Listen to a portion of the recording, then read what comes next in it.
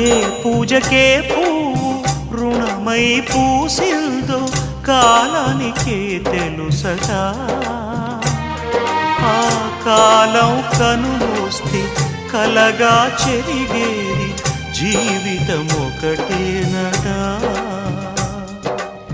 సవతిగా కాకుండా చెల్లిగా నన్ను చూసి తల్లిని చేశావుగా.